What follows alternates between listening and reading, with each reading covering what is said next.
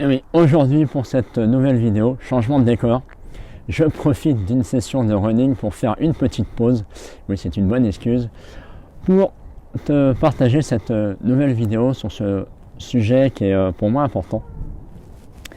C'est aujourd'hui, est-ce que tu as des situations, et je suis sûr que tu en as, des situations qui finalement reviennent souvent et te déclenchent toujours les mêmes émotions. Tu te retrouves dans des émotions parfois de colère, de tristesse, de dégoût, des sentiments de honte, de culpabilité, de te sentir incapable, inférieur, supérieur, bref, qui t'amène vraiment un sentiment et quelque chose de vraiment de désagréable, de très très fort. Alors, je te propose de découvrir dans cette vidéo justement quoi faire pour faire en sorte que ces émotions dans ces situations-là se retrouvent beaucoup plus faibles et que tu les ressentes beaucoup moins. Bonjour à toi, je m'appelle Patrice de Feeling Coaching, coach révélateur d'authenticité. Alors, aujourd'hui, tu vis des situations des situations qui peuvent être différentes ou identiques, mais à chaque fois, avec des personnes qui peuvent être différentes, tu te retrouves dans ces émotions vraiment difficiles à vivre, ça peut être des colères fortes, des tristesses, envie de pleurer ou d'envie de fuir, des sentiments de te sentir honteux, humilié. Et ce qui se passe, c'est que tu crois toujours que c'est de la faute de l'autre. Et ça te met encore plus en colère parce que du coup, tu peux dire des choses sur cette personne-là. Ça peut être quelqu'un que tu connais de ta famille, un ami, un collègue, bref. Et ça peut vraiment aller très très loin en termes d'émotion. Parce que tu sens bien que tu ne le contrôles pas. Ça part, ça monte en toi et paf, ça sort. Tu ne sais pas trop comment, mais c'est là, c'est présent en toi. Et l'erreur qu'on fait dans ces cas-là, c'est vraiment de tout rejeter sur l'autre. Parce qu'on est persuadé, nous sommes persuadés à ce moment-là que c'est vraiment de la faute de l'autre qu'il a dit le mot qu'il ne fallait pas. Alors, dans ma vie, en fait, il y a eu, et il y en a encore, mais il y a eu par exemple, je pense à les conflits. Moi, j'étais quelqu'un qui fuyait constamment les conflits. Mais quand je te parle de conflit, c'est pas une bataille, ça peut être un désaccord, un simple désaccord sur une discussion, une idée. Ça pouvait être des échanges avec des amis, des personnes que je rencontre comme ça où on a une discussion. Ça pouvait être avec ma femme, des collègues de bureau. Bref, tout type de personnes, tout type de sujet. Et dès qu'il y avait une sorte de désaccord qui un peu fort, mais qui enclenchait chez moi cette notion de conflit, immédiatement, je sentais chez moi une frustration, une colère qui montait. Je sentais un sentiment de honte, de rejet et d'humiliation, mais vraiment très très fort. Et j'en avais marre parce que j'avais toujours envie d'engueuler la personne, toujours à lui dire des mots méchants, quoi. C'est pas voulu. Et une de mes grandes réactions, c'était la fuite. Je coupais court à la communication, à la discussion, et je me barrais. D'accord. Jusqu'à ce que, lorsque j'ai commencé à faire ce qu'on appelle du développement personnel, à force de travailler sur moi avec différents coachs et en travaillant énormément, et je continue à le faire depuis 2 ans là, vraiment de façon très très forte pour moi, ce travail sur les émotions, sur l'apprentissage d'être soi, j'ai fini par découvrir que cette situation que je vivais était en complet lien avec une histoire que j'ai vécue dans mon enfance. Typiquement, si tu ne me connais pas, à mon adolescence, j'ai vécu de la moquerie, du rejet, de l'humiliation, dû à mes 2 différences principales qui sont cette voix un peu nasillarde et un nez qui était un peu gros, un peu aplati, que les autres trouvaient beaucoup trop gros, ils en profitaient pour se moquer.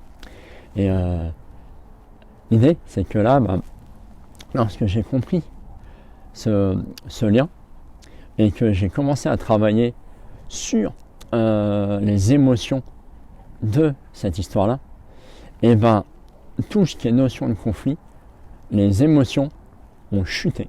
Je n'ai plus du tout vécu ce type d'émotion aussi fort que je le vivais jusqu'à présent. Et c'est là qu'on a notre carte à jouer. Pour reprendre ce que j'appelle notre pouvoir sur notre vie, c'est finalement ne plus croire que ça vient des autres. Parce que comme je le dis souvent, tout part de soi. Tout ce que tu ressens chez toi, c'est en lien avec ton histoire. Des fois, il faut aller chercher loin, mais des fois non.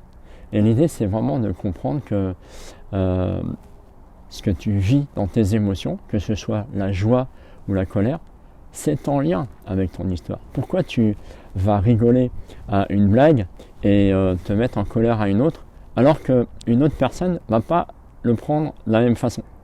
C'est simplement qu'il y a des choses dans ton histoire qui te font rire par rapport à cette situation-là et d'autres qui vont te mettre en colère. C'est simple. Le concept est extrêmement simple. Par contre, après, la difficulté, c'est évidemment d'en sortir. Et à mon sens, donc l'idée là, c'est vraiment de prendre conscience de la situation qui te déclenche et de voir comment tu réagis, de comprendre comment tu réagis. Qu'est-ce que tu réagis, comment tu réagis à ce moment-là? Est-ce que tu vas parler fort, gueuler? Est-ce que tu vas t'enfuir? Est-ce que tu vas ressentir? Et puis quelles émotions et sentiments tu vis en même temps?